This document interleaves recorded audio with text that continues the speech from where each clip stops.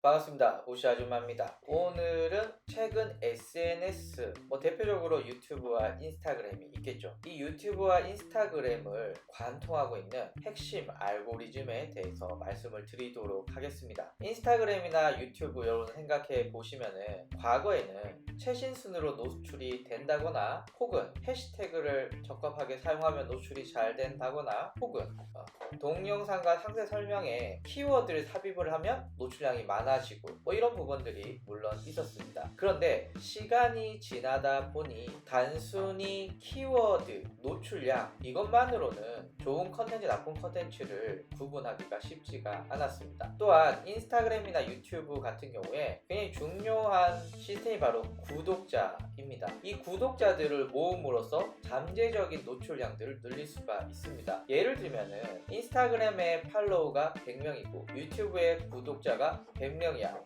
라고 하면은 이 100명들한테 기본적으로 노출시킬 수 있는 나의 잠재적인 노출 영향력이 있고, 나머지 노출시키기 위해서는 검색이나 해시태그나 광고나 여러가지를 통해서 노출을 확대시켜야 되었습니다. 그런데 만약에 인스타그램의 팔로우가 10,000명이고 유튜브의 구독자가 10,000명이라고 한다면은 앞에서 말씀드린 이런 100명들보다는 훨씬 더 수고를 덜 하면서 더 많이 노출을 시킬 수가 있기 때문에 이 구독이라는 시스템은 굉장히 중요했었습니다. 그런데 단순히 이 본문에 어떤 키워드가 들어있느냐, 해시태그가 들어있느냐만 가지고 좋은 컨텐츠를 판단할 수 없었고요. 그리고 구독자들이 구독을 많이 한다고 이 컨텐츠가 좋다라고 말할 수 없는 상황으로 점점 SNS 생태계가 돌아가기 시작을 했습니다. 왜냐하면 바로 어뷰징 때문입니다. 수많은 언더 마케팅 대행사에서 노출량을 늘리기 위해서 가짜 구독자, 가짜 팔로우로 구독자를 늘린다거나 좋아요를 늘린다거나 댓글을 단다거나 혹은 검색상에서 클릭량을 많이 만든다거나 이런 어뷰징들이 굉장히 많이 늘어났습니다. 그러면 우리가 눈에 보이는 노출 순위 그리고 구독자 숫자만으로는 이 컨텐츠가 좋다 나쁘다를 바로 판별할 수가 없는 그런 좀 안타까운 상황이 되고 말았습니다. 그래서 인스타그램 마찬가지고요, 유튜브도 마찬가지고요. 최근에는 사람들이 내 동영상을 얼마나 관심 있게 보느냐가 중요해졌습니다. 게시글 같은 경우에는 그 게시글에 얼만큼 머무르면서 게시글을 소비하는 시간을 갖는지, 댓글,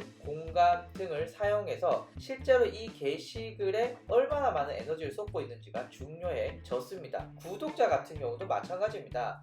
구독자가 아무리 많지만 이벤트 같은 거 하면 금방 몰리잖아요. 그래서 구독자를 이렇게 확보를 했지만 그 구독자가 다시 내 컨텐츠가 노출이 될 때 그 컨텐츠를 외면한다면은, 사용자들은 그 컨텐츠들을 좋아하지 않는다면은, 다시 이 컨텐츠가 피드에 노출이 되었을 때 클릭을 하지 않는다면은 구독자가 외면한 것으로 간주하고 이 구독자들에게는 앞으로 노출이 되지 않을 가능성이 점점 높아지고 있습니다. 그러니까 구독자 숫자가 많다라던가 혹은 동영상 게시글 혹은 게시글의 해시태그를 주요한 인기 있는 해시태그를 썼다고 하더라도 사람들에게 노출이 될 가능성들이 과거에 비해서는 굉장히 줄어들었습니다. 그러면 비록 제목에 키워드가 없다거나 해시태그가 정확하게 있진 않지만 사람들이 그 컨텐츠를 소비하는데 많은 시간을 보낸다 라고 하면은 유튜브, 인스타그램 동일하게 좋은 컨텐츠로 인식을 합니다. 그래서 어떡하라고 라고 저한테 물으신다면은, 여러분들의 구독자 혹은 구독자가 아니더라도 여러분들의 컨텐츠들을 집중하고 자세히 보는 사람들에게 좀 더 좋은 컨텐츠들을 생산을 하시는 게 무엇보다 중요해졌습니다. 단순히 제목 혹은 해시태그 혹은 단순히 구독자만 늘리는 것만으로는 해결이 되지 않아요. 그러면 여러분들이 다시 질문하실 수가 있습니다. 좋은 컨텐츠는 무엇이냐? 물론 여러가지 의미에서 설명을 할 수 있겠지만 굉장히 단순한 수치별로 본다고 한다면은 여러분들의 구독자들이 다시 내 유튜브와 내 인스타그램 계정에서 게시글을 본다거나 혹은 내 게시글이 노출이 됐다라는 알람이 떴을 때 외면하지 않고 다시 본다거나, 나에게 직접 댓글이 단다거나 혹은 나에게 좋아요를 누른다거나 혹은 내 컨텐츠를 공유를 한다거나, 이런 내 게시글에서 발생하는 의미 있는 행동들이 점점 늘어날 때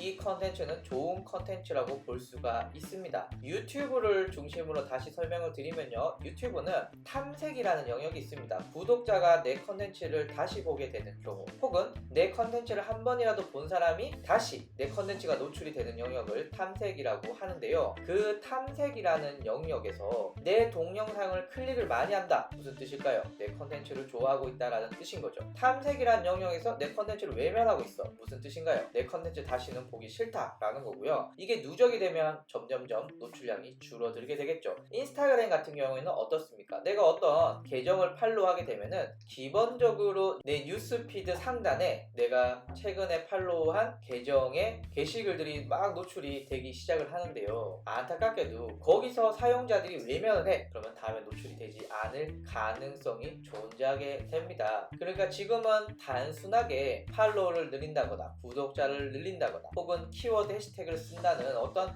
단순한 기술로만은 이것을 해결하기는 쉽지가 않습니다. 측정 기술도 점점 늘어나고 있기 때문에 다시 말씀을 드리지만 내 컨텐츠의 사용자들, 구독자, 팔로우가 소비하는 시간을 점점점 만들어야 되고요. 이것은 체류 시간, 게시글 보는 시간, 혹은 공유, 댓글, 좋아요 등등등의 다양한 요소들이 복합적으로 표현을 하고 있다. 그리고 이 기술들 점점 늘어나고 있으니까 단기간에 이것을 해결하기보다는 장기적으로 컨텐츠를 만드는 것이 무엇보다 중요합니다. 감사합니다.